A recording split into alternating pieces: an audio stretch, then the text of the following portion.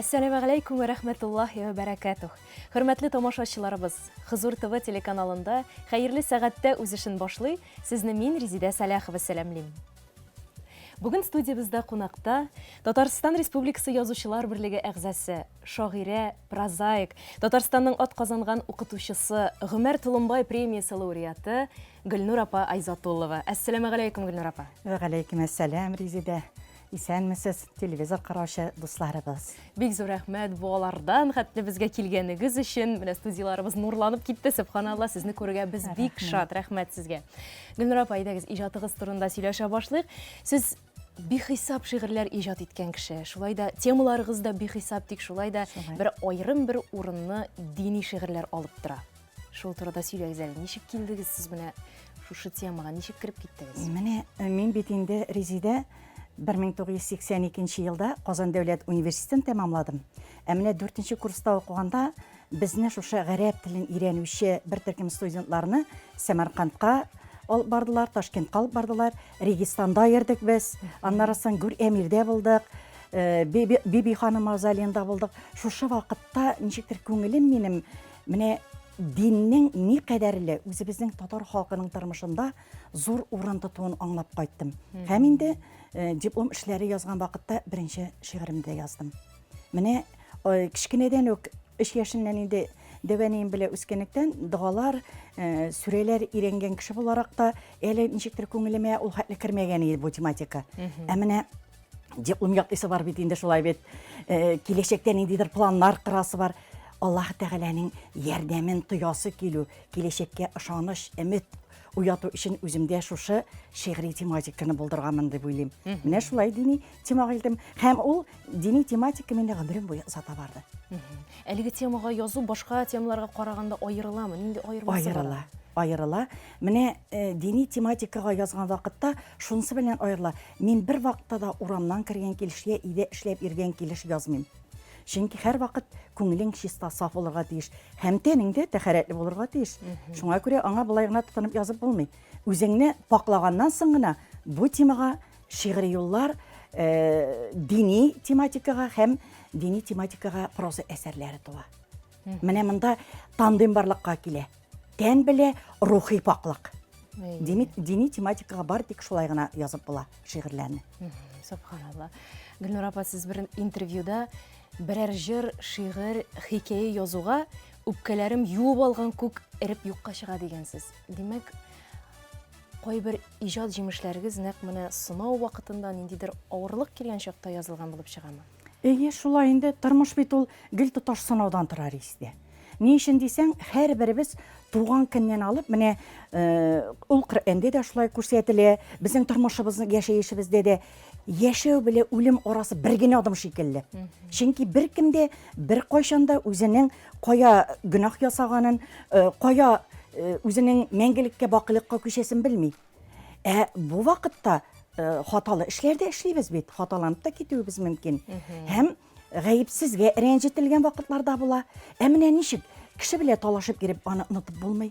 Кемгәдер ачуланып син үзеңнең тәнеңнегенә, үзеңнең күңелеңнегенә рәнҗетәсең. Мин мондай очракта я җыр, я шигырь язып куям, я тиз генә проза әсәренең берәр бүлеген язып куям һәм рухи яктан сафланам. Менә ниндидер иҗат ул миңа шушы дөньяга сафлыкка бер этәргеч мотивация дәле. Сезне үпкәләтсәләрме, әллә сез үпкәләтсәләр? Мине үпкәләтсәләр. Мин күп шыракта үпкәләтмәскә тырышам шул. Чөнки гаепне бер эшләгәчтен кире бит аңа кайтып булмый, төзәтергә авыр. Сүз бит авыздан чыгып киткәч ул сандугач шикелле. Тотып булмый аны. Менә шуңа күрә һәр вакыт мине кемдер гынахсызга, я булай уйнап шаяртып кына рәнҗетеп җибәрә икән, бу чиракта мин ул кешегә елмаеп карыйм, барысында Аллаһ Тәгалә үзе турылый дип, ишемнән генә әйтеп куям, мин аны тыштан әйтмим ул кешегә истәлелек. Һәм рәхәтләнеп бер әсәремдә мин күңелемне берәр героинямның образына кирип, бу үпкәне юып алгандай язып куям. Менә бит бу бит сәләт, бу Аллаһ Тәгаләдән иңдерелгән бер сәләт. Шулай бушанып кала алгач, чын күңелдән итеп ышкындыра алгач бу ситуацияне, бу искиткеч зур. Аннары иң яхшы тагын бер менә бушану өчен, шушындай рухи чисталык өчен бер нәрсә таптым соңгы елларда. Ажаганнар язам мин. күңел ажаганнары. Махсус бер айрым бер китапчыкта чыгардым. Аны укытучылар да, булай минем иҗатымны якын белгән кешеләр дә үзләренә ниндидер бер кредо иттереп, ниндидер бер үз максат иттереп, хәтта соцшелтәрләрдә статус иттереп куеп йөриләр әле. Менә шундый ажаганнарда да күрсәтеп була шул дөньяга үзеңнең карашыңны. Кешеләргә карашыңны да. Син генә әйтеп үтегез әле шул. Мәсәлән, менә кайсы бигрәк тә актуаль, бигрәк тә еш кулланалар шул Менә социаль иң еш челтәрләрдә? кулланыла торганы шундый. Күңел тәрәзәгез һәр вакыт чиста булсын. Аның аша дөньяга карыйсы бар дигән. Ул бик күп кешенең статусында тора. Үземдә дә торды ул берничә ел. Һәм аның инде күңел тәрәзәсе дигәч кеше бит инде уйлана. Ничек соң ул минем күңел тәрәзәм? Кая ул, кай җирдә, кешенең кай урында? Иң беренче чиратта мин аны йөрәктәге хисләр белән бәйлим. Әгәр һәр кемгә карата син пак, яхшы уйда, матур уйда, яхшы теләктә генә буласың икән, димәк синең тәрәзәң чиста. Син бер кемгә дә начарлык теләмисең. Һәм дөньядагы үзең белгән һәм белмәгән кешеләргә дә син барлык нидер изгелек, яхшылык эшләргә генә тырышасың. Менә шундый нигә. Аннары тагын бер кызыгы бар, менә берсе тирән шикар булганчы мин кичкенә генә бер инеш булам. Шикарга бер кем дә зур булса да төшәсе килмәс, инештән иелеп, кемдер бер уч булса да су алыр. Менә бу чиракта эш бит зур дәрәҗәдә бай булуда түгел, кичкенә генә булса да күңелеңнең башкалар өчен кызыклы булуында, синең шәхесеңнең кызыклы булуында дигән мәгънәдә. Һәм бу яктан менә интернет шелтәрләрендә, социаль шелтәрләрдә мин бөтенсендә дә бар, Facebook'та да бар, классташлар, сыйныфташларда да бар, контактта да бар, бөтенсендә дә бар мин. Татар теле белән дә аралашам соңгы вакытта. Менә анда шушы минем күңел ажаганнарын айрым фотолар белән эшләп бүтәннәргә дә тараталар әле. Димәк, ниндидер әйткән фикерем аваздаш фикердәшләрен таба дигән сүз. Һәм бу бүтәннәрне дә сафландыруга өлеш кертәм дигән сүз бит әле бу. Искиткеч, шуннан да тыңласаң шуның хәтле образлы фикер йөртәсез, Гөлнур апа, бик кызыклы чагыштыруларыгыз, фикер йөртүгез, субханалла. Бу иҗат кешесе менә сез укытучы булу күрәсең, менә шу тел байлыгына китергән инде укытучы булуыгыз. Менә Резидә, бу матурым нәрсәдән килә? 34 ел эшләдем бит инде мәктәпләрдә. Аннары гел менә балалар белән эшләгәндә ниндидер яңа мотивлар, яңа методлар кертеп эшлисе килүдән дә. Мине хәтта шулай ажаганнарны язуга балаларым, укучыларым шулай юнәлеш бирде. Мин башын фикеремнең әйтәм, ахырын укучыларым әйтә иде. Һәм без тулайым инде шушы зирәк фикерләрне бергә тудыра идек. Дәрес шулай бара иде безнең. Менә шуннан да килеп чыктылар алар. Бик кызык. Димәк, сез укучыларны телгә, әдәбиятка гына өйрәтмисез әле, ничектер фикер йөртергә, мантык ягыннан да өйрәтәсез хәтта. Ул дәреслек бит ул тормышның дәреслеге бәхәстә туа. Балаларны кичкенәдән үк менә хәзер телефоннардан, я булмаса инде телевизордан, интернеттан айыру өчен нәрсә кирәк? Әлбәттә, алар белән бәхәсләшә белү, аларның яшендә була белү кирәк күңелең белән шулай бит. Шуңа күрә менә бүгенге көндә дә 3500-нан артык укучымның бик күбесе белән мин аралашам. Аларның хәлләрен белеп торам, аларның күңел халәтләрен аңлап торам, ярактан сизеп торам. Һәм бу әкрен генә инде безнең әсәрләргә дә кирип китә. Минем махсус мәктәп укучылары белән укытучы мөнәсәбәтенә корылган "Соң түгел" дигән повестем бар. Менә ул бәхет кеше китабында чыкты. Сез аларны онытмассыз, алар сезне онытмасын, иң мөһиме. Менә бөтен бәхеттә шунда бит инде, бөтен шатлыкта. Онытмыйлармы? Хәлләрегез Аллага шөкер, белешеп торалар. Һәм инде менә 34 ел булгач, әле 30 ел укыткан укучыларым танып, Казанга килгәндәме, юлдамы танып, туктатып, хәлләрне сорашып, кочаклап, әле шундый бер кызык хәлдә булды, сөйләп китсәм жарыймы, Резидә? Бер вакытны дәрес үткәреп жатам, бер таныш түгел телефоннан шалтырата берәү. Гөлнур Халиловна, 2 генә минутка сезнең янга кирип чыгыйм әле. Һәм кем дип беләсез? Бу минем иң тәртипсез. Инде моны учетка куйырга кирәк. Бу тәртипсез малай бер кешене тыңлабай, мәктәптән куырга кирәк дигән укучыны мин үземә алып калган идем. Директорлар белән, район мәгариф бүлеге белән сөйләшеп, бу укучы белән үзем эшлим, бер кая утыртмыйсыз, бер кая учетка бастырмыйсыз дип. Һәм бу укучым 10 елдан соң сүз биргән булган үзенә. Әгәр дә мин исән-сау укып чыгып, мәктәпне бетереп, иләнсәм, ир балам туса, Гөлнур Халиловнага бер бүләк ясыйм дигән. Нәрсә булды? Төштем, аска мәктәп минем 3нче катта инде кабинетым. Төштем, танымыйча торам, шул укучым тора. Шушылай хәзер карашып кочаклашып алдык инде дә, Гөлнур Халиловна, мин сезгә үземнең бүләгемне генә тактырып китим дип, чыгарып шушылай ак жемчуг асыл таш муеныма тактырып куйды. Кит әле, әйтәм, шушындый кыйммәтле. Минем ул гомер буе азарынган, мине дөрес юлга кертеп җибәргән өчен сезгә диде. Менә әйткән нәзере булган. Әйткән нәзере булган. Менә шундый кызыклы хәлләрдә булып чыга бит. Димәк, бушка эшләнмәгән дигән сүз. Шулай бит. Аның күңелен аңлый белгәнмен, аны саклый белгәнмен. Бу чиракта. Күпме меңләгән укучы, меңләгән кеше бүгенге көндә сезгә рәхмәтле. Аллага шөкер. Аллага шөкер. Мин шуңа сөенеп Бер рәхмәт, мең бәладән коткара диде. Дөрес, Резеда Дәршаным. Дөрес. Гөлнур апа, тик шулай да менә тормышта андый шатлыклы вакыйгалардан гына тормый бит инде тормыш юлы. Әлбәттә. Ялган да очрый, гайбәте дә очрый. Һәм язмышлар да, тормышлар да бузылып китә андый начар нәрсәләр аркасында, ялганнар аркасында. Сез үзегез ялганчы кешеләргә нинди мөнәсәбәттә торасыз? Туры барып әйтәсезме, әллә инде аралашып та тормыйсызмы андый кешеләр? Менә мин үзем бит инде татар кызы. Мишәрстанда яшим 37 ел. Ләкин мишәрләр алар каты халыкны дөрес, туры ярып әйтә торган кешеләр. Аларның шушы хисләре, хиссиятләре миңа да сеңдә күрәсең, туры бәреп әйтәм. Бер вакытта да кыйклап тормыйм, кеше үпкәлиме, юкмы? Менә мин сиңа дөресен әйтәм. Бу синең дөрес түгел, ялган бу дип. Я булмаса инде мин әйтәсе фикеремне әсәрем геройлары аша бирәм. Менә Китмә дигән повесть яздым мин. Ул булган хәлләр 95% аның нәкъ тормыштагыча, ләкин калган 5% минем фаразлаулар белән. Һәм монда ялганчылыкка кырылу ике гаиләне туздыруга сәбәпче була. Тип героиням анда минем Гөлширә исемле ханым, Шәфкать туташ инде ул. Һәм шул хәтле ышанып гына әйткән Газиз җаны белән алар арасына ялган килеп керә. Бу ялган алкасында Гөлширәгә инфаркт була. Иренең тормышы югала. Балаларының тормышлары пыр килә. Һәм шушы ялганга сәбәпче Фирүзә үләр алдыннан мәчеткә барып гафу сорый. Һәм ни дип уйлыйсыз, мәчеттән чыгып килгәндә шушы әсәрне язучы минем белән очраштыра тормыш. Һәм ул белеп барды, интернеттан карап барды, мин аны бүлеп куеп бардым әсәрне. Китмә дигән халык бик шундый махсус әсәр өчен күзләремә кара дигән, ялганды бит инде күзгә карап бөтен кеше туры әйтә алмый. Җыр яздык. Башкортстан композиторы Гөлшат Арсланов белән бу әсәрнең шунда ул миннән гафу сорады. Мин тыныч күңел белән китим әле дип. Ул бик нык авырый иде.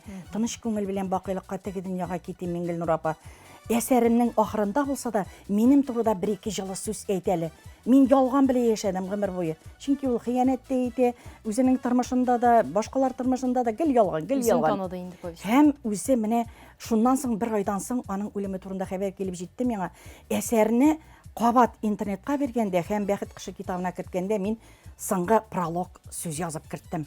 Фирүзә ялганнарыннан чистарып, сафланып, Аллаһы Тәгалә каршында күңеле белән дә чистарып китте дип. Менә шундый хәлләрдә була. Ялганны һәр вакыт арттан сөйләп бирергә кирәкми, арттан сөйләп бирсәң гайбәт була бит ул. Ә булай кешенең туры күзенә карап, аңлашу, бәлки ул аны дөрес юлга кертеп җибәрер. Тик битәре туры әйткән туганына ярамаган диләр. Ансы да бар, әлбәттә.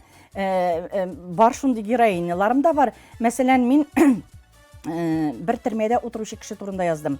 Аның буенча Петербург каналыннан, 5-нче каналдан хәтта кинофильм төшерергә дип килделәр буага. Аның мөхәррире килде. Но иптәшем риза булмады инде. Син төрмә кешеләре белән бәйләнешкә кирдеңме дип, китәрсеңме дигән әсәр яздым. Менә монда шушы героема Габдулхакка бәйләнешле бик күп ялганнарның йөзенә бәреп әйтә башлагачтан аны бер сәбәпсез 10 елга төрмәгә удырталар. Ул шагыйрь кеше үзе, шагыйрь булган ул. Без аның белән төрмәдә, ул төрмәдән миңа хатлар яза иде, мин алыша идем. Һәм аның турдагы шушы повестьны язып бетереп, ахырында Габдулхакның күз алдыма килгәнендә иләнштерергә тиешле вакыйгасында безнең Габдулхакны үтерделәр төрмәдә. Аны вакытсыз үтерделәр. Димәк, ялган кешене үлемгә дә китергә мөмкин. Һәм ялган кешене бер сәбәпсез аның тормышын җимерергә дә мөмкин. Менә бу чиракта аның туганнарының да гаебе бар. Менә дөрес әйттегез сез, дөрес әйткән туганына ярамаган дип. Менә тормышта мондый вакыйгалар күп. Һәм аларны әсәрләрдә күрсәтү ул минем максатым. Шигырьләрдә күрсәтүдә. Демәк, кешеләр үзләрен таныйлар повестьларыгызда. Әлбәттә. Но шундыйлар да бар, чөнки кешеләр героиняларым, геройларым, менә минем турыда язгансың икән син, менә бусы миңа ошаган, бусы минем туганыма ошаган дип, алар фикерләрен кирип әйтәләр дә. Ләкин бу чиракта мин әйтәм инде, бу биографик әсәр түгел, бу әдәби әсәр. Анда минем күз аллауларым булырга мөмкин, анда тормыштагы сезнең шикелле башка кешеләрнең фикерләре булырга мөмкин дип. Һәм менә мондый нәрсә, ничек дип әйтим инде, кешене гел минем турыда дип кенә уйлату, ул туры юлдан тайпылдыра. Менә шундый әсәрләрдә гомумән прототип итеп алырга кирәк. Чынбарлыкны язган вакытта. Күп иттереп. Гөлнур апа, рәхмәт, сезнең белән сөйләшү бик кызык. Бераздан дәвам итәрбез. Әйдәгез даими сәхифәбезгә күчик. Тимергали хәзрәт бүген безгә ялганның тормышта никадәр зыян салганы турында сөйләр. Тыңлыйк әле.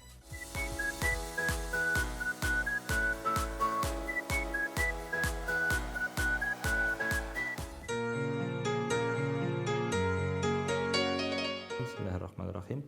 Peygamberimiz sallallahu aleyhi ve sellem'nin bir hadisi var. Şunu iske çirip gitesem kile, Peygamberimiz sallallahu aleyhi ve sellem'den sıradılar. Ya Resulallah, Müslüman kişisi korkak bulala mı? Peygamberimiz sallallahu aleyhi ve sellem etti elbette. Hem etti ikinci sıradığını birilerinde, Müslüman kişisi saran bulala mı? Elbette bulala. Müslüman kişisi yalgancı bulala mı? Hiç nişikte bulala mı dedi. Müslüman kişisine Peygamber sallallahu aleyhi ve sellem nasıl dedi? Fakulil hayra, hayırlığını sile dedi. Evli yasmutiye ki bütün edeşme dedi. En zor Allah Teala karşında zor günah ol yalganlav. Çünkü Peygamber sallallahu aleyhi ve sellem etti, Müslüman birisini yalganlarga tiyiş tugul dedi. İlle meğer бар шушындай вакыйгалар кайда ялганларга ярый. Мәсәлән, ике мөселманны берләштергәндә, алар талашканнар, шунда ялганларга ярый. Кардаш, мин бит ишеттем, теге кардаш синең турында шундый сүзләр әйткән икән. Дип, шуннан да улайны әйтмәгән. Шундый сүз белән ялганлап, аларны килештерә ала. Һәм инде сугыш вакытлары булса.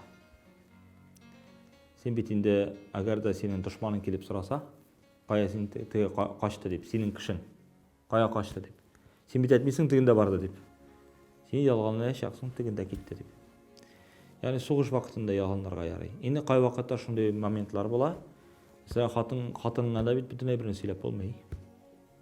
Бүтән әйберне хатынга сөйли башласаң, һәр көнне җәнҗал була. Кай вакытта аңа да дөресен әйтмәскә дә була. Ләкин гомуми алганда мөселман ялганларга тиеш түгел. Менә бу үч очракта гына. Анысы да кешенең мәнфәгате өчен, үзең өчен түгел. Ләкин үзеңә кагылганда ялганларга тиеш түгел син.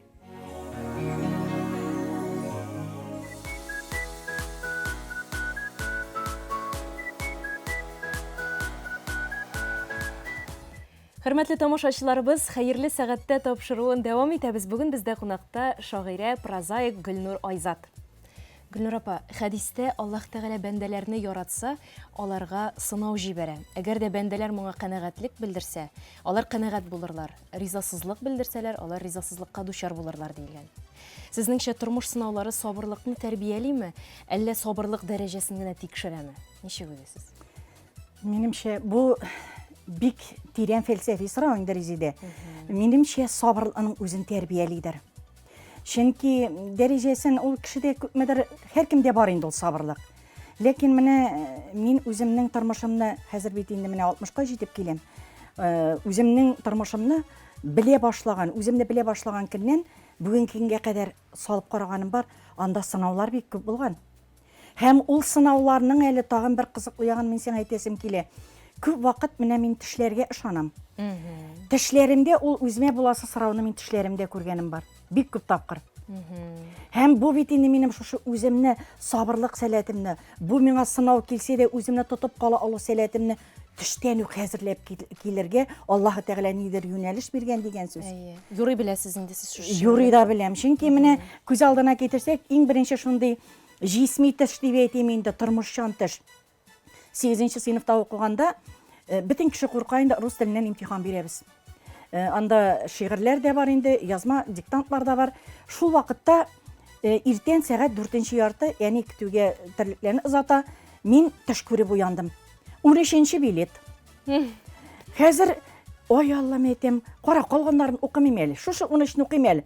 Аллаһ Тәгалә юкка гына кертмәгәндер мине. Шул билетны бер 5-6 кат укып чыктым да, иң беренче имтиханга кирип утырдым. Алып җибәрдем 13нче билет. Менә бит. Менә бу бит сынауга кемдер куркып барабыз бит инде имтиханга шулай бит. Ә мин киресенчә ниндидер бу сынауга әзер булып бардым. Һәм үземне сабыр гына шушы билетны алгач, әле бит әзерләнеп вакытны да күрсәтергә кирәк. Мин 1-2 минут инде бераз генә әзерләнгән кебек ясадым да укытучыдан җавап бирим әле. Шул сорауда нинди сораулар икәнен бүген дә хәтерлим. Төшемә кергән сорау. Анда правописание приставок при и иде беренче соравы. Икенчесе к Чадаеву шигырь иде. Менә мин аны бүген дә хәтерлим. Аннарысын 10нчы сыйныфта шул хәлләр булды имтихан алдыннан. Имтихан сынау бит инде ул безгә. Аннары уку йортына кер алдыннан менә иң беренче мин журналистикага биргән идем. Һәм шунда уйлап карадым да, Илдар абый Юзеев чырады имтиханны бер алдыннан кая кирдең Гөлнур?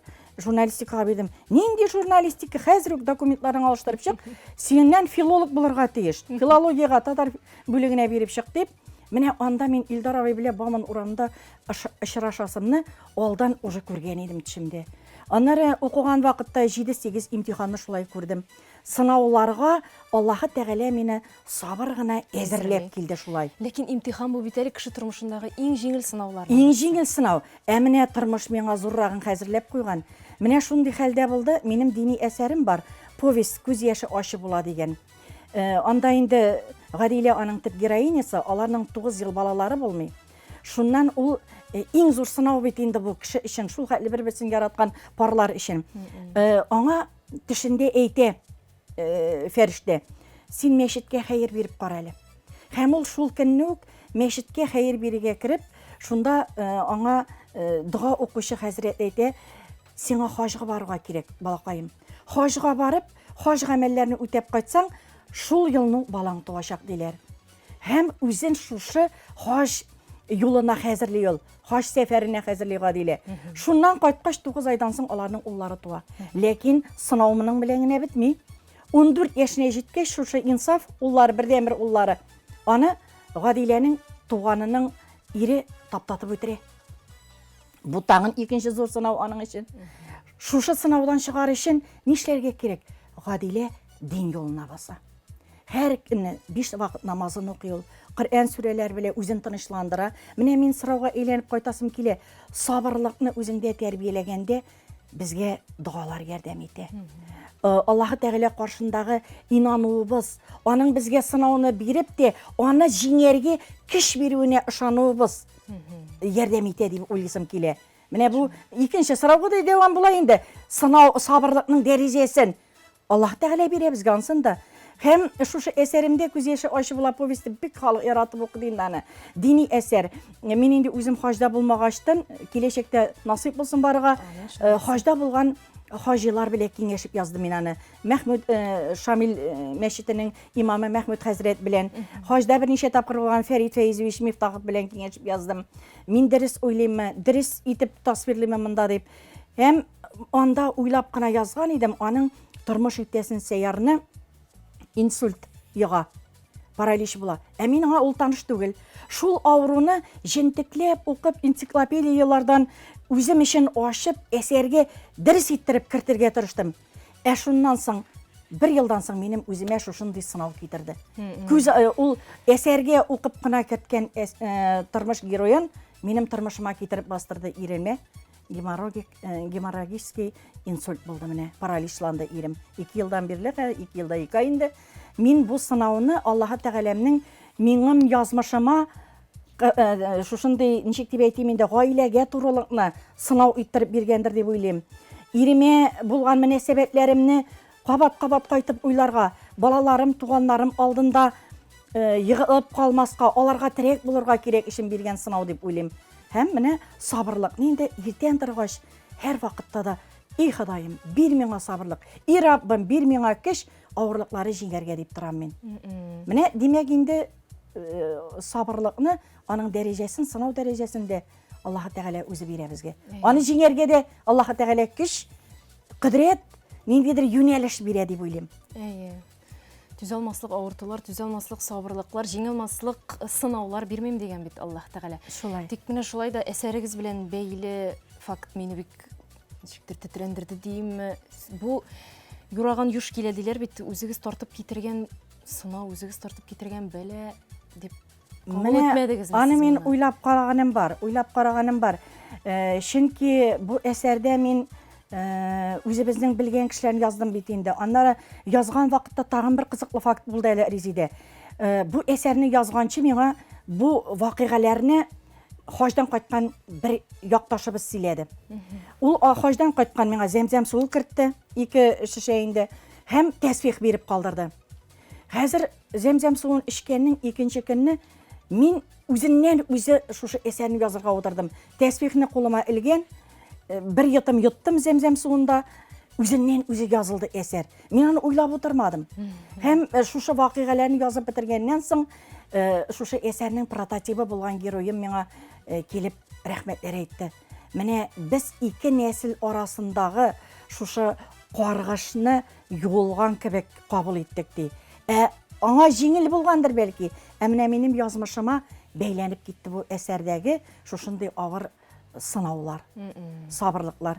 Әмма язучы кеше бит инде ул күңелне шушы иҗат белән булса да сынауларга үзен әзерли, сабырлыкны тәрбияли. Сабырлыкны аннары ничек тудырам мин? Гадәттә физик эш белән басам күңелемне.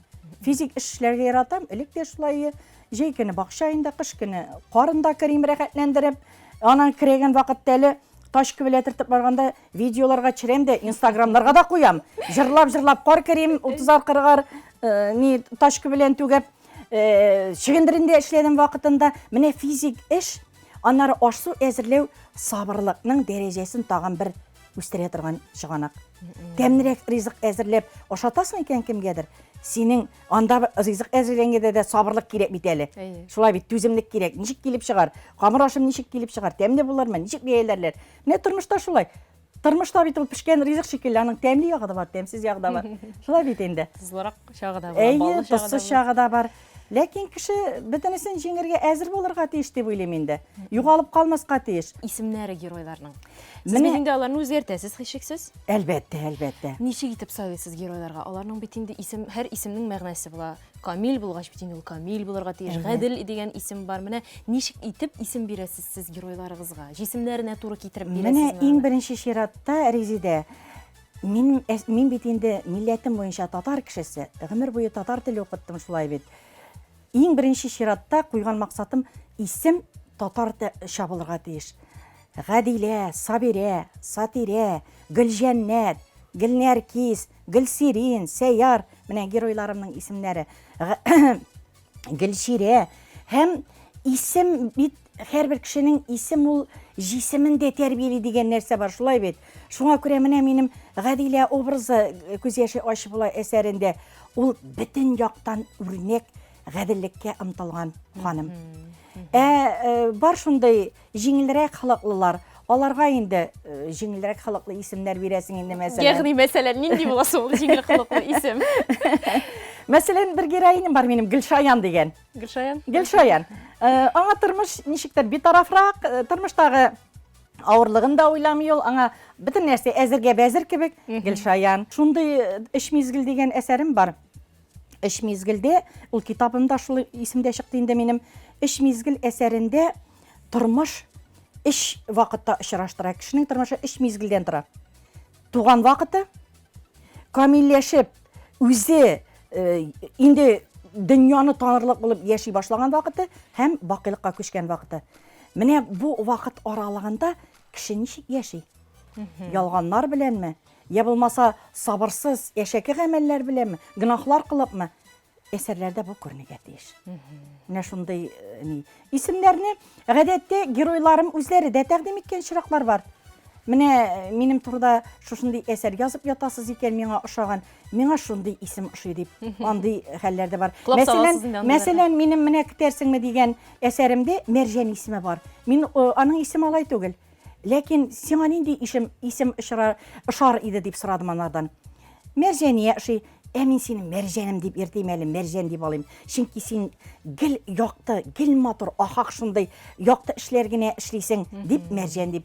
Һәм ул үзгәрде тормышта, үзе дә шушы минем әсәрнең героинисының прототипы буларак тормышын үзгәртте бөтенләй ул кеше. Субханалла, ничек тәэсир итә кешегә әсәрләр.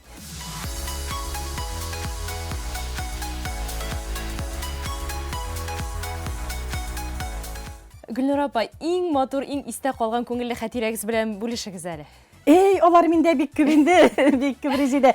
Менә бер вакытны мин 3 яшендә вакытта клубка йөртә башлаганнарда, инде концертларда.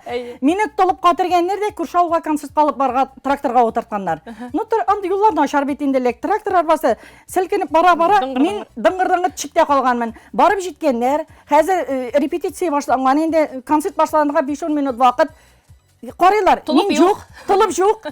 Хәзер киридән әйләнеп киләләр. Кая төшереп калды икән бу дип. Танай Турай дигән авыл бар инде Апас районында. Шунда шыкыр баба тавы шыкыр янында тылып ишендә җыклап жатам икән артист. Ярый, ярый җыклап жаткан. Шунда аннарысын тылым ним белән яңадан тракторга утыртып алып килеп, концертны бераз туктатып торып, шулай концертта чыгыш ясап кайткан идем. Утыр әле яннарыма дигән җыр җырлап. Инде 3 яшьтә җырлый башладыгыз. 3 яшендә, сәхнәгә беренче чыккан вакыт шул 3 яшендә. Утыр әле яннарыма җыры. Менә җырга мәхәббәтем шул 3 яшеннән башланып китте инде. Бүгенге көнгә кадәр җыр кызык хәлләр дә китереп чыгара, бик сәер хәлләр дә китереп чыгара тормышта. Менә шундый озата бара гомер буе шул. Һаман күз алдында тора толып ишендәге артистка. Үзегез хәтерлисез шул чакта. Инде сөйләп караган буенча үземнең сәхнәгә чыкканны хәтерлим. Толыпны сәхнәдә ачтылар, толыпны да. Шунда бит 3 яшеннән хәтерли башлый дип. Толыпны шишеп җибәреп сәхнәгә бастырганнарын хәтерлим. Гөлнур апа, шундый кызыклы хәлләр. Чыннан да сезнең белән сөйләшү шундый кызык. Инде миңа калса тамашачылар да сезнең әсәрләрегез белән кызыксынган булса кирәк. Аларны укучы булай да күп, ләкин бүгенге тапшырудан соң инде алар Алла бирсә тагы да күбәер, чөнки сез шундый тәмләп, тәфсилләп, кызыктырып сөйлисез. Бик зур рәхмәт сезгә иҗатыгыз өчен, бүген безгә килгәнегез өчен. Тагын күрешергә язсын Алла бирсә. Амин, амин. Алланың рәхмәте яусын. Менә минем әйтә торган теләгем бар инде. Иртән торып баскач күңелеңнән, әгәр ни әйтергә белмәсәң, әйтеп куйсын. Эй бар эшләремдә Аллаһ уңар, Аллаһ теләсә. Менә шулай Аллаһы Тәгалә кыллары без матур булып, һәр вакыт шушындай милләтебезгә хезмәт итеп, динебезне, күңелебездә иманыбызны яңартып яшәсәк иде. Амин. Хөрмәтле тамашачылар, менә шушы изге теләктә сезнең белән саубуллашабыз. Исән-имин булыгыз.